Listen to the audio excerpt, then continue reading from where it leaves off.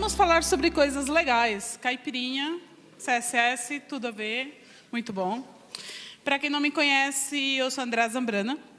Eu trabalho como desenvolvedora front-end na Via Varejo, a.k.a. casasbahia.frio. Estamos recrutando. Se alguém tiver interesse em trabalhar em São Caetano do Sul, é só falar. O meu usuário nas mídias sociais é a KF Zambrana. Tem um blog que deve ter alguns 2, 3 artigos lá. E se alguém quiser seguir, é só ir lá na mídia social, Twitter, é nóis. Antes de começar, eu queria perguntar para vocês. Se falou muito sobre o síndrome do impostor. Então, eu queria saber, para vocês, o que é o síndrome do impostor? É um bagulho que você toma remédio para resolver? Não? Então, para mim, o síndrome do impostor é uma voz babaca que diz para você que você não é capaz, que você não vai conseguir e que você é um fraude. Eu estava ouvindo essa voz enquanto preenchia o Call for Papers. Eu estava ouvindo essa voz há 10 minutos atrás, no banheiro, tremendo. Ai, meu Deus, o que eu vou fazer? E eu ainda estou ouvindo essa voz. Então, eu decidi vir aqui, enfrentar meus próprios medos e dizer para mim mesma que eu consigo. Se eu consigo, vocês também conseguem. E, por isso, eu vim falar sobre o Caipirinha CSS, que basicamente é uma ideia que eu acabei criando quando eu trabalhava numa outra empresa. Se nós analisarmos as... Eu estou um pouco nervosa, gente. Calma aí. Se nós analisarmos as arquiteturas de CSS atuais, nós temos várias opções. Temos CSS orientado a objeto, temos o Atomic CSS, temos o Dry, que é muito legal o conceito, temos o BEM, temos o SMAX, temos ITSSS, só amor, temos RSCSS, que é muito legal também. E o que todas essas arquiteturas de CSS têm em comum? Todas elas tentam manter uma coerência entre o tamanho do projeto e a manutenibilidade. Basicamente, quanto maior o projeto, mais difícil de manter ele é. Então, quanto maior o projeto, mais CSS você tem. Quanto mais CSS você tem, toda vez que você mexe em uma classe, você estraga metade do site ou do sistema. Então, todas essas arquiteturas querem resolver esse problema. Só que, assim, não existe bala de prata. Cada uma dessas arquiteturas tem seus pontos fortes e seus pontos fracos. Então, do que depende você implementar uma arquitetura de CSS dessas? Basicamente, do time que você tem, a experiência que todos têm com CSS, a necessidade do seu produto, do seu projeto, o tamanho dele e o tempo que você tem para desenvolver, porque, né, vivemos num mundo onde tempo é dinheiro. Então, geralmente, você tem pouco tempo para desenvolver alguma coisa. Quando eu estava trabalhando na Mil, até dezembro do ano passado, nós tivemos uma necessidade muito específica. Nós precisávamos criar um novo portal da Mil, que é um projeto enorme. Ele cresce todo dia. Tem mais de 40 desenvolvedores, entre front-enders e back-enders, que mexem no HTML, só não mexem no CSS. Nós tínhamos 4 marcas diferentes, ou seja, 4 brands diferentes para usar o mesmo core do site, só que tinha que mudar só o CSS. Então, basicamente, era um inferno na Terra. Se você não planejar direito, você não fizer direito as coisas, o dia que você abriu esse código para fazer manutenção, basicamente é isso que vai acontecer. Então, eu decidi... Estava cansada de refazer o site, cansada de ter 940 variáveis no meu projeto. Então, eu decidi criar uma nova arquitetura. Logicamente, eu não criei a roda, não reinventei a roda. Eu criei o Caipirinha CSS. Mas por que Caipirinha CSS? Primeiro, porque Caipirinha é uma delícia, né? Venhamos e convenhamos. Praticamente agrada a 99% da população. É muito bom. Se você não gosta de limão, você toma de morango.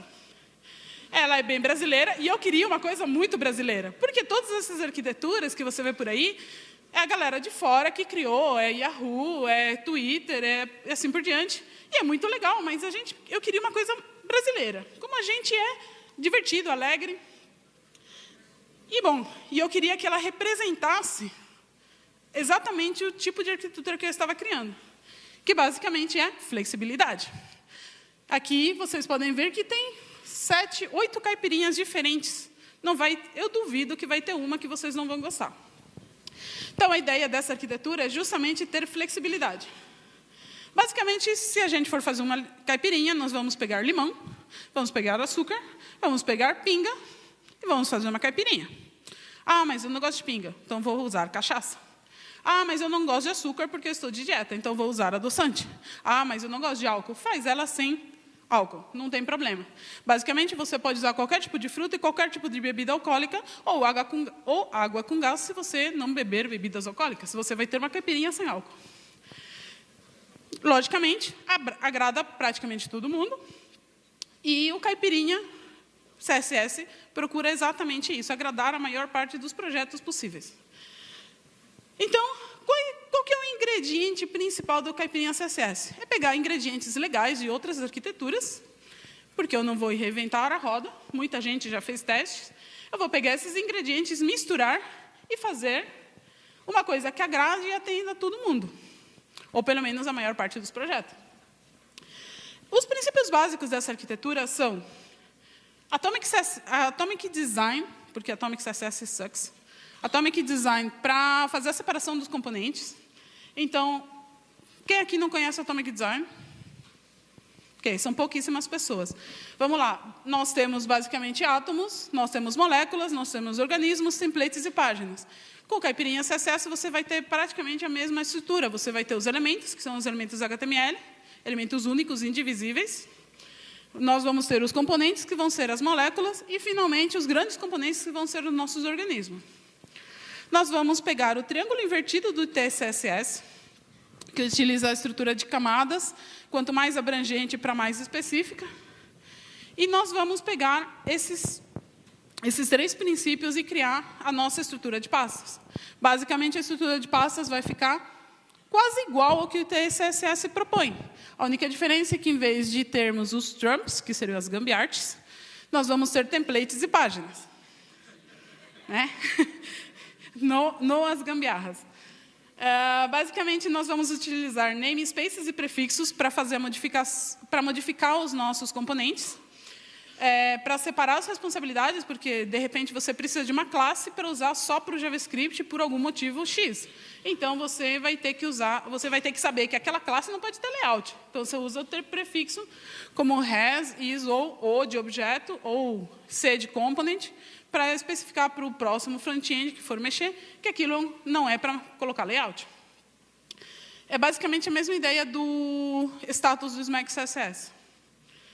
Nós vamos pegar atributos customizados, que é padrão do HTML agora, a gente pode criar atributos do jeito que a gente quiser, e vamos utilizar eles para fazer a manipulação de algumas coisas que nós não queremos ter que criar uma classe. Por exemplo, a aplicação do grid dentro do HTML.